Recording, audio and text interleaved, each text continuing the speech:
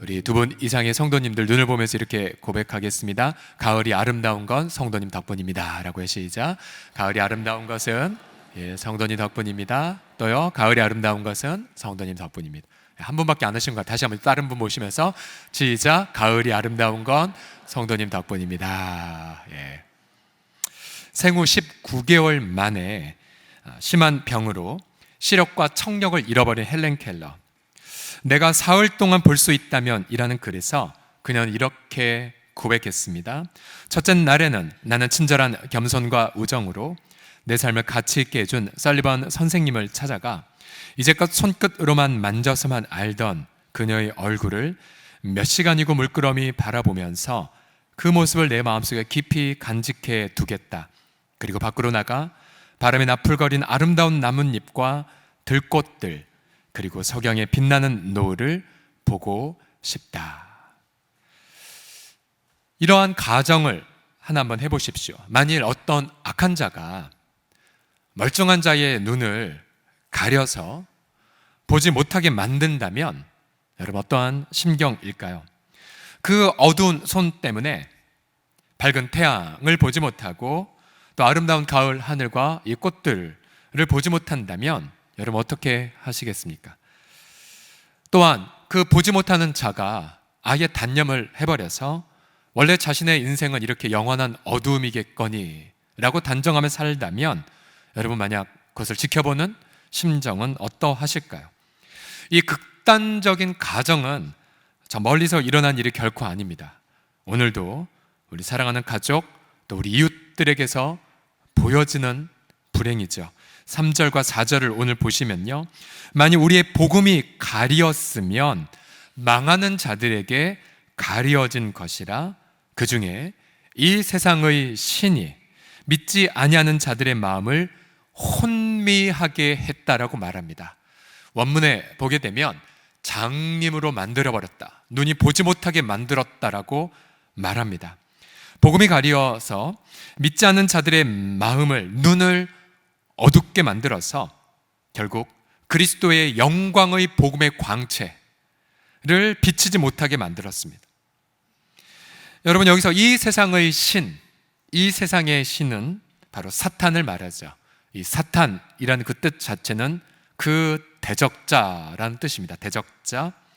뭘 대적하냐면 하나님의 영광을 대적하고 또 찬탈하는 자리이죠.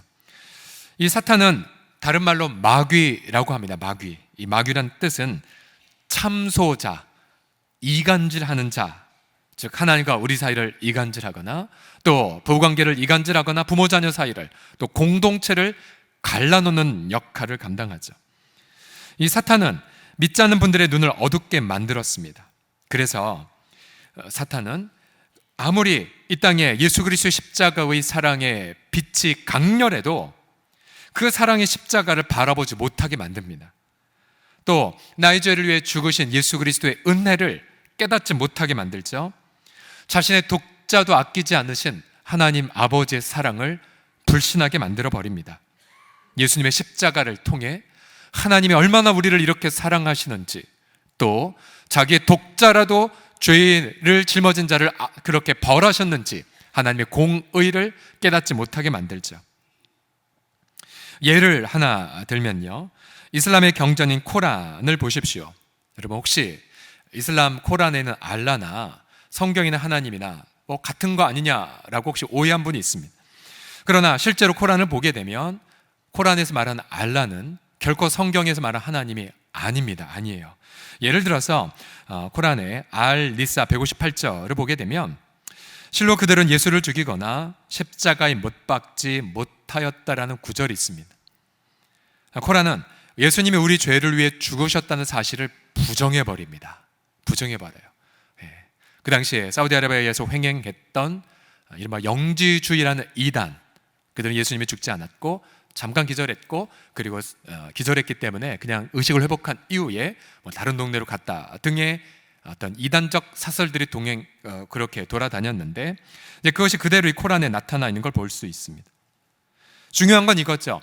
예수님이 우리 죄를 위해 대속적인 죽음을 하셨다는 것을 부정해 버립니다.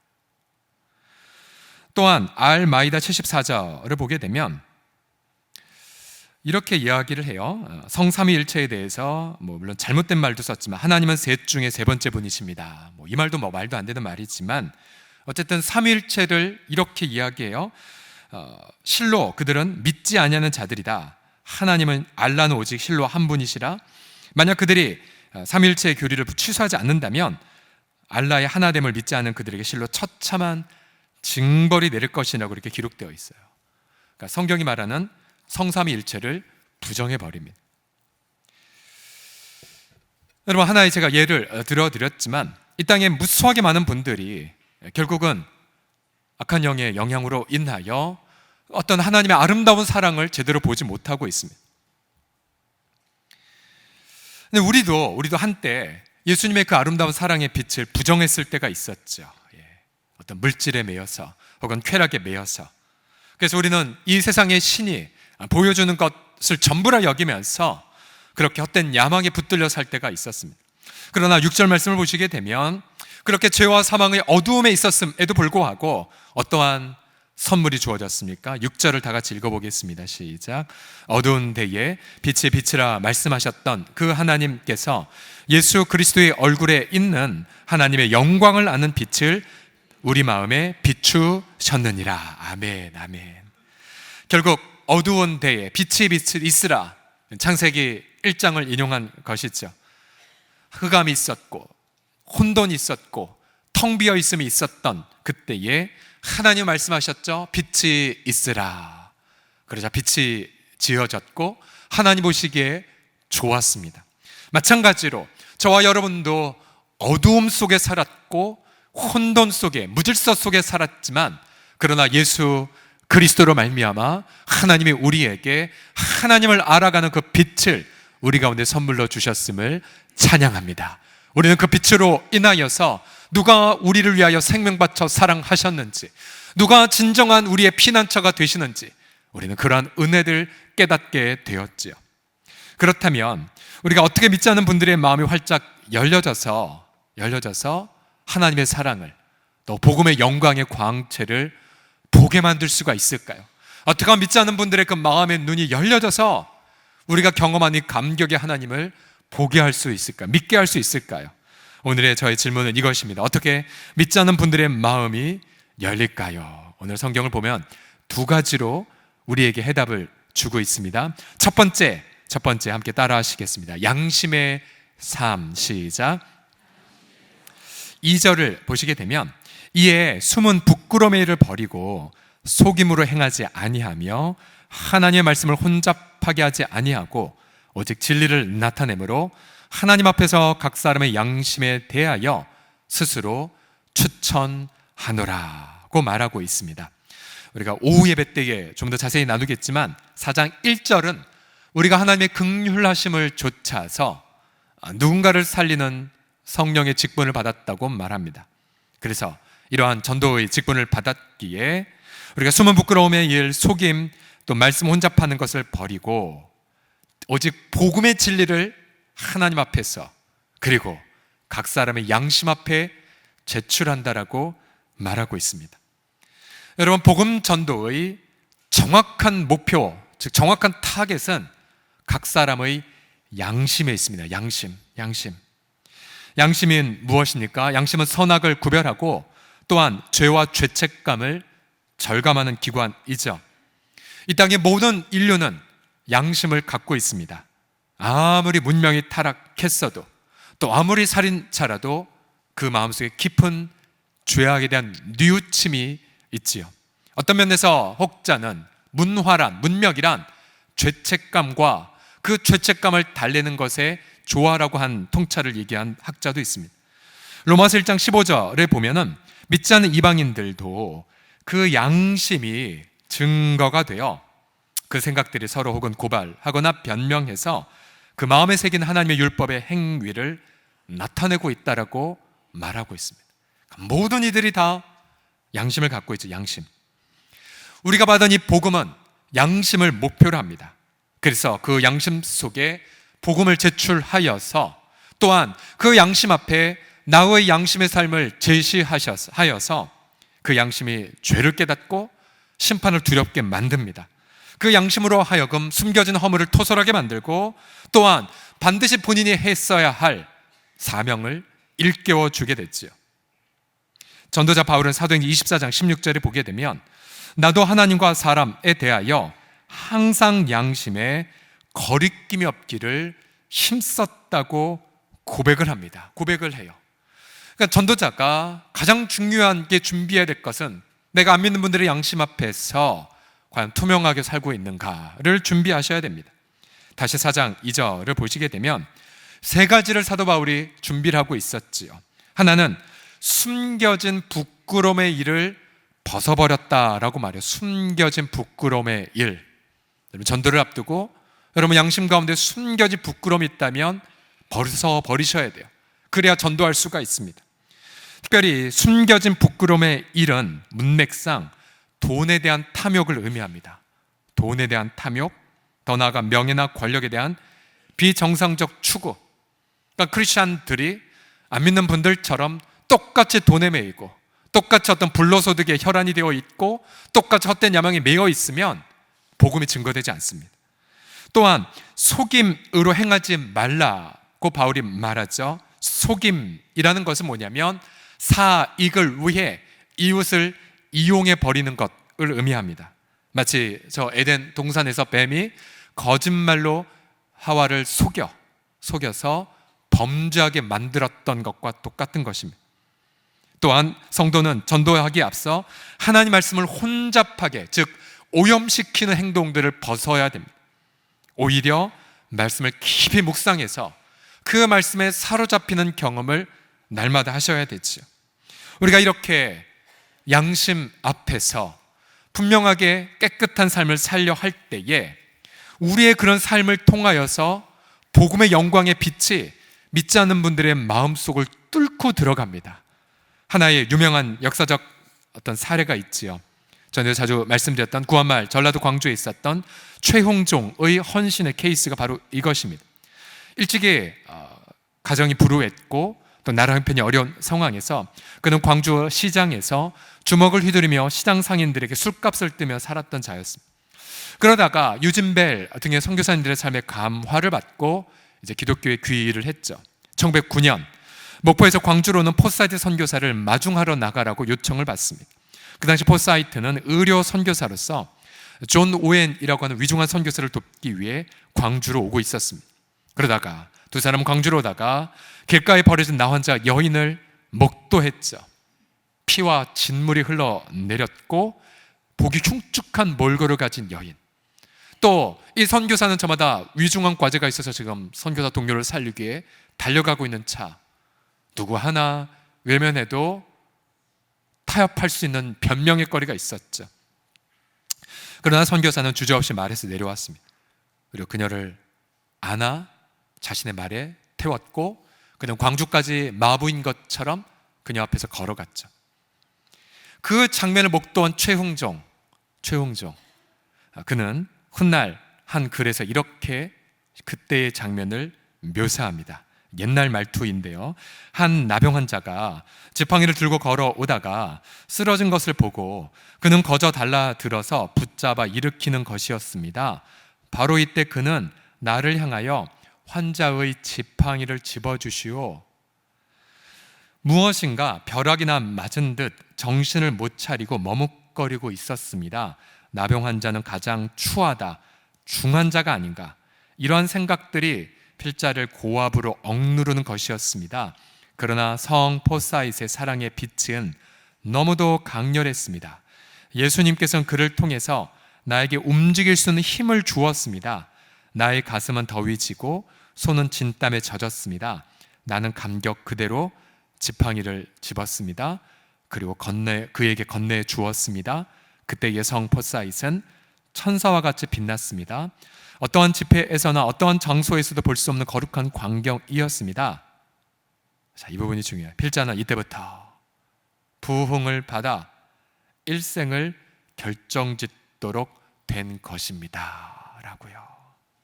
강렬한 양심의 가책이 그로 예수께 헌신하게 만들었죠. 훗날 광주에는 한 가마에 이 나환자를 모신 선교사님들은 그때부터 우리나라 최초의 나환자들을 돌보는 섬김의 사역을 시작했고, 그것이 결국은 지금 여수에는 애양원 병원의 시작이 되었죠. 최용정은 그때 나환자들을 돌보기 위해 자신의 땅을 기증했고, 훗날 최용정 목사님이 되셨는데 나환자의 아버지라고 그렇게 존경을 받았습니다. 물론 저를 비롯해서 어느 누구도 완벽한 사람은 아무도 없습니다. 오히려 양심의 삶을 살라고 할 때마다 우리는 살았던 자랑보다는 그렇게 살지 못했던 솔직한 민낯을 보고 괴로워하죠. 그런데 2절에서 숨은 부끄러움의 일을 벗어버리라, 이 벗다라는 이 단어 속에는 말해버리라 라는 뜻도 있어요. 말해버리라. 즉, 저와 여러분이 완벽한 삶을 살지 못했다 할지라도, 그러나 나의 양심의 부담을 말해낼 때, 비록 완벽한 삶을 살지 않았어도 그리스도의 빛은 나를 통하여서 믿지 않는 분들의 마음속에 그대로 전달된다라고 하는 사실이에요. 왜 지금 한국교회가 어려움을 맞이했습니까? 그것은 오늘 본문에 따르면 믿지 않는 분들의 양심을 크게 상처 주었기 때문이 아니겠습니까? 예를 들어 저는 하나님 나라 속에서 건강한 대형교회도 필요하다라고 믿는 사람 중에 하나이지만, 그러나 일부 대형교회의 세습 문제로 인해서 믿지 않는 분들은 교회도 똑같구먼, 아니 우리보다 더 이해할 수 없는 집단이구만 이라고 비난을 하죠. 그것은 그들이 교회를 향하여 기대했던 내려놓은 기득권의 삶의 그 기대가 무참히 짓밟혀버려진 아픔의 토로이지 않겠습니까? 또 우리나라는 분명히 정치와 종교의 분리를 원칙으로 삼습니다. 그러나 일부 기독교 지도자들이 막말과 거짓으로 국민들을 선동하고 분열시키고 있죠. 목회자는 자신의 정치적 입장을 떠나 모든 국민을 품고 위로하는 영적 아버지가 되던가, 아니면 선지자의 마음으로 추상같이 죄를 책망하는 역할을 감당해야 되지요. 그러나 만약 정죄와 심판을 무절제하게 뿜어내거나 그렇게 된다면 여러분, 그것은 역시 믿지 않는 분들의 마음을 또다시 깊은 상처를 주게 됩니다. 오히려 나라 전체를 품고요, 좌든지 우든지 상관없이 전체를 품고 바로 이것이 나의 죄 때문이라고, 이것이 우리의 허물 때문이라고 하는 회개의 무릎으로 이끌어가는 리더십을 갖추어야 되죠. 우리는 지금 믿지 않는 분들의 양심을 너무나 크게 상처를 주어버렸어요. 세상 사람들의 마음은 더욱더 복음 앞에 강팍해지고 있습니다. 여러분, 우리가 믿지 않는 분들의 양심을 살피라는 것에 대해 바울의 중요한 어떤 모본이 있죠. 고린도전서 10장 29절에 보게 되면 바울은 고린도 도시 많은 믿지 않는 분들이 있는 상황에서 그 당시에 많은 그 정육점의 고기들은 대부분 우상 숭배에 바쳐진 육류들이었습니다. 그러니까 고기를 먹는 건 제물에 바쳐진 걸 먹는 것 거의 똑같았을 때, 그러나 바울은 분명한 믿음이 있었죠.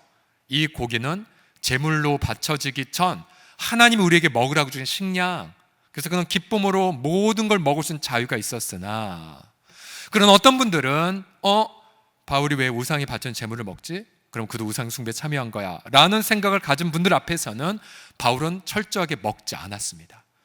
먹을 자유, 모든 것의 판단의 기준을 어떻게 했습니까? 고린도서 10장 29절 다 같이 읽겠습니다. 시작.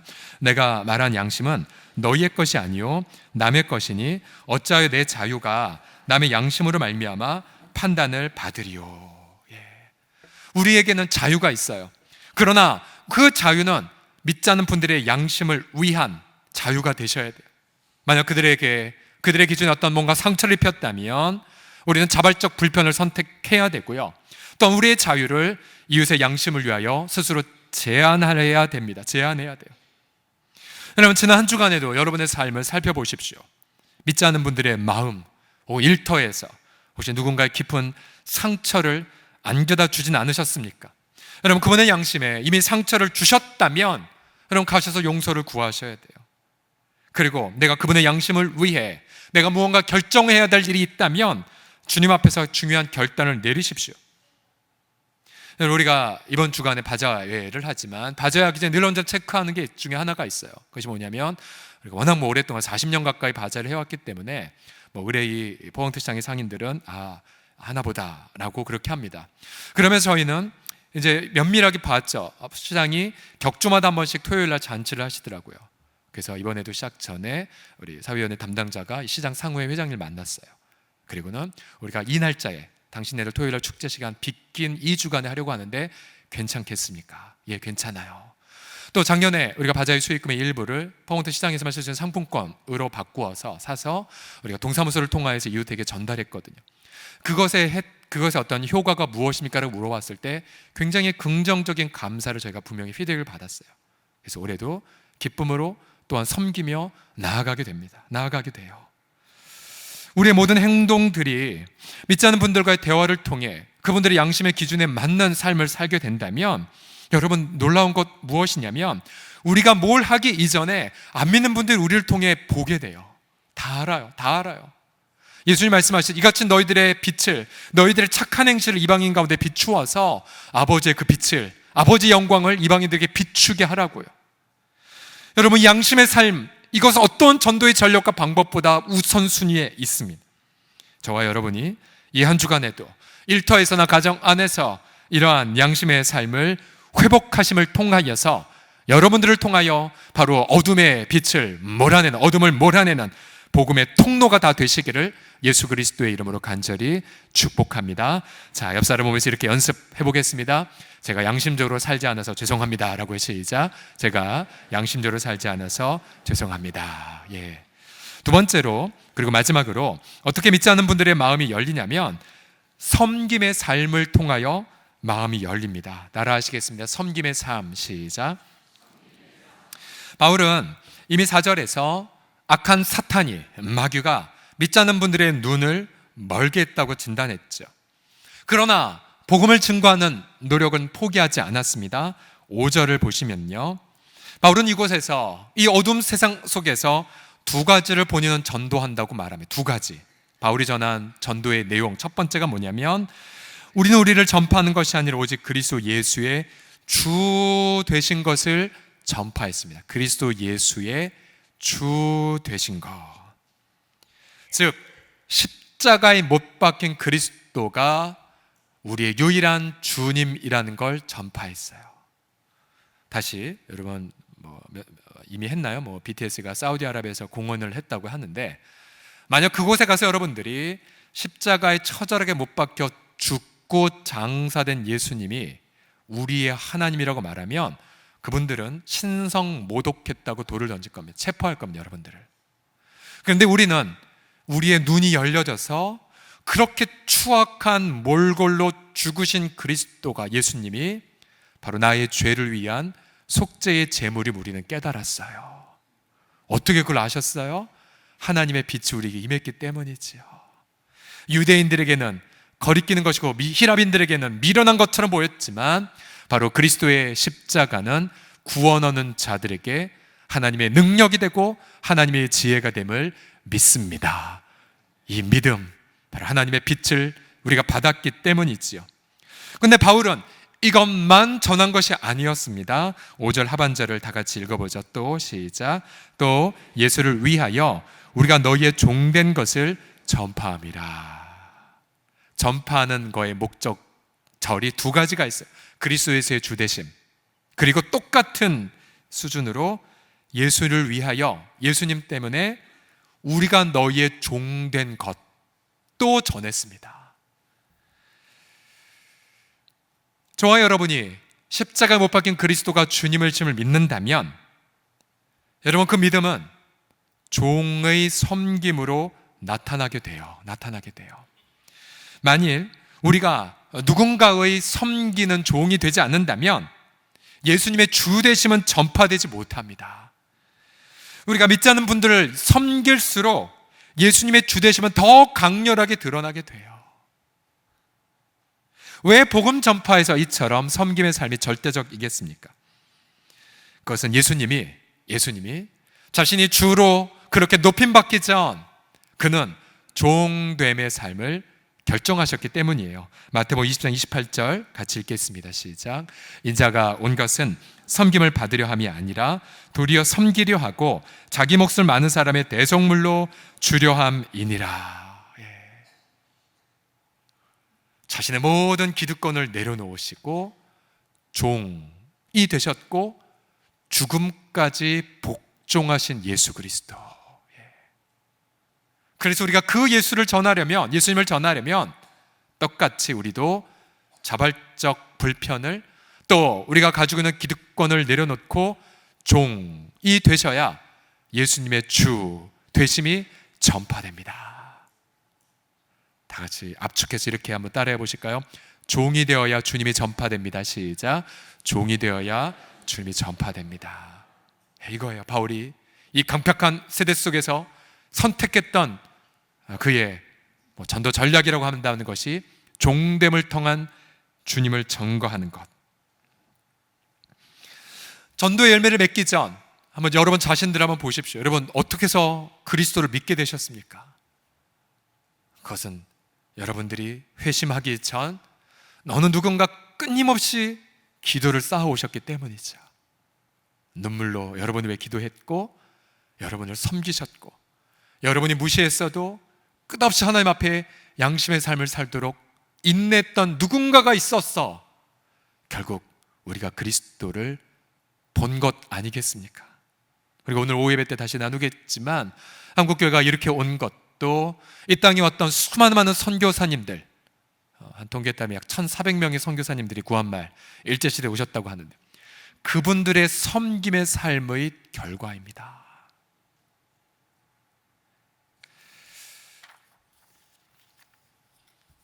어제 하루 온종일 너무 감사했던 것 중에 하나는 우리 성도들이 이른 아침부터 저녁 늦은 밤까지 이러한 섬김의 삶을 위하여 자신의 시간과 땀방울을 흘린 장면들이 곳곳에 있었기 때문이었어요. 예를 들어 우리 아름 공동체 식구들, 주보에 보시면 아름 공동체 예배 순서가 들어간 작은 변화를 보셨겠지만 아름 공동체 식구들이 또 우리 서대문 관내 한 곳에 가셔서 이 장애인 비장애인을 함께 체험하는 그런 아름다운 섬김의 시간들, 비누 만드는 체험으로 하루 온종일 또 기쁨으로 섬기고 오셨었고요. 또 어제 또 한 지역의 남자 사랑방들은 1년 넘게 지역의 소외된 어르신을 말없이 섬겨왔었대요.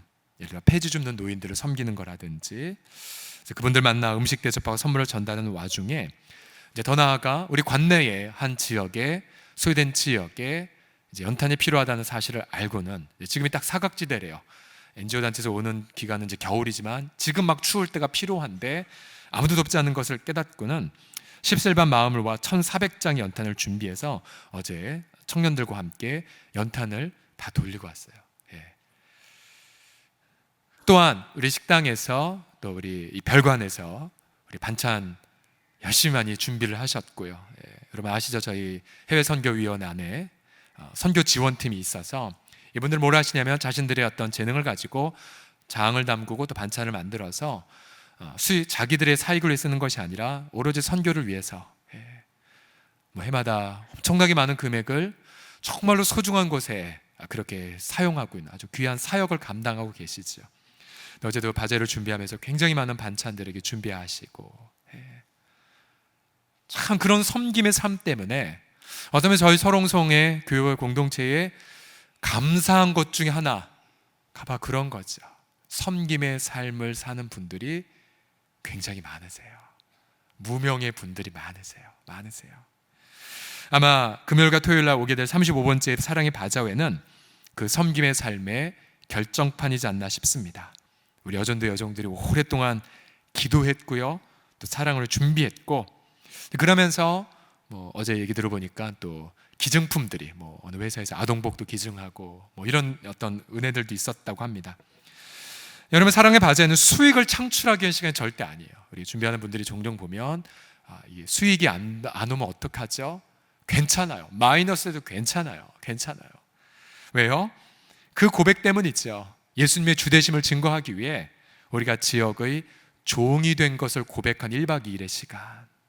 혹자는 수익금을 바라보고 목사님 이 정도면 그냥 헌금하면 되는 거 아니에요? 아니요, 그렇게는 되지 않아요. 열매를 맺지 못해요. 우리 목표는 돈이 아니거든요. 여러분의 종됨의 땀방울이거든요. 그래서 준비할 때에 보통 이런 고백을 하죠. 너무 힘들다. 이렇게 인간들은 없어. 내가 이 무거운 걸 들어야 돼. 맞아요. 그 고백이 나오면 우리는 지금 잘 준비하고 있는 거예요. 왜요? 대가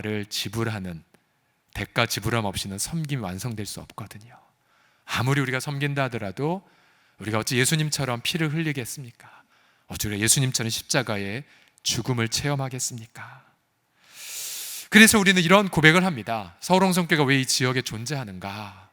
그저 주일날 이 아름다운 예배당에서 예배드리기 위해, 우리끼리 모이기 위해? 그렇지 않아요. 우리가 이 지역에 존재한 이유는 마을을 섬기기 위해서죠. 이 지역의 종이 되기 위해서요. 왜요? 이 지역의 종이 되어야, 우리 소외된 이웃의 종이 되어야, 섬기는 자가 되어야 비로소 우리 심장 속에 사무치는 예수 그리스도의 주되심이 강렬하게 여러분을 통해서 증거될 것이기 때문입니다. 믿으십니까? 여러분, 양심의 삶과 그런 섬김의 삶을 통해서 사단의 모든 어두움의 역사가 다 떠나간 날을 상상해 보세요. 믿지 않는 분들의 그 어두운 눈이 열려져서 헬렌 켈러의 그 간절한 소망처럼 그 놀라운 복음의 영광을 밝히 보는 그날 한번 상상 한번 해보세요. 그때에 여러분 믿지 않는 배우자들이 주님을 밝히 보고, 예수님, 내가 당신을, 예수님을 예배한다라고, 우리 믿지 않는 가족들이 혹은 방황하는 자녀들이 성경 말씀을 사모하며 주 앞에 경유하며 나오겠죠. 여러분 믿지 않는 이웃들이 정말로 이 땅을 만드신 아름다운 창조의 영광을 찬미할 것이고, 여러분의 곳곳에 있는 이 지역의 식구들이 우리도 소외된 이웃을 위해 여러분들처럼 나도 섬김의 대열에 동참하기를 원한다라고 그래서 기쁨으로 찬양할 것입니다. 바로 그 날에 마을마다 집집마다 하나님의 찬양이 울려 퍼질 것이고, 그래서 결국 여러분들의 양심과 섬김의 삶을 통하여 이 지역의 거룩의 아름다운 그런 마을로 변화가 될 것입니다. 그럼 그 날을 소망하고 사모해 보십시오. 지금 한국 사회는 교회가 세상의 소음과 빛이 아니라고 질타하죠. 마치 어둠이 승리한 것 같은 패배감들이 사실 우리들 마음속에 있습니다. 그러나 오히려 지금이야말로 진정한 복음 전도의 기회가 되는 것 아십니까? 왜냐하면 국민들이 지도자들에게 실망하고 분노하고 있죠. 정치 지도자들에게 기대하는 도덕적 모본, 우리 보지 못한 채 오히려 더 많은 그러한 악한 행위들을, 숨은 부끄러움에 일했던 것들을 우리가 보고 있지요. 그러나 그때에 인류 역사가 증언하는 것은, 아무리 어떤 나라의 법의 제도가 변혁되든, 아무리 탁월한 지도자가 나온다 한들 인간의 타락의 어둠을 극복할 수 없는 것이 지나간 세월이 역사였죠. 그러나 지나온 어둠의 역사 속에서 예수 그리스도의 십자가의 그 빛에 감동받고 자신의 숨은 부끄러움을 벗어버리도록 힘쓰며 그렇게 이웃을 위해 섬기는 삶을 살았던 그분들을 통하여 한 영혼들은 돌아왔고, 바로 그분들을 통하여 한 지역사는 바뀌었으며, 그분들을 통하여서 하나의 민족의 운명은 바뀌어 왔습니다. 저는 저와 여러분 모두가 그런 복음의 강렬한 빛에 사로잡히셔서 진정 여러분들의 말로 이 민족을 새롭게 하고 이 지역을 변혁시켜가는 진정한 전도자들이 다 되시기를 우리 주 예수님의 이름으로 간곡하게 주의 이름으로 축복하고 축원합니다. 기도하겠습니다.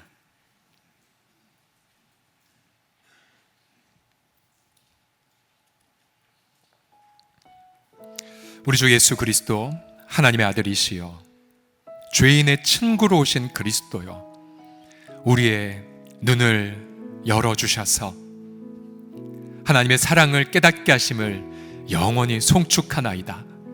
이 시련 많은 이 세상 한복판 안에서 그래도 여전히 하나님의 사랑은 십자가를 통해 증명되었고, 또한 지금 주님은 잠잠한 것처럼 보여도 오히려 모든 사람이 회개하기를 기다리고 계시다는 하나님의 눈물을 날마다 품게 하심을 찬미하나이다.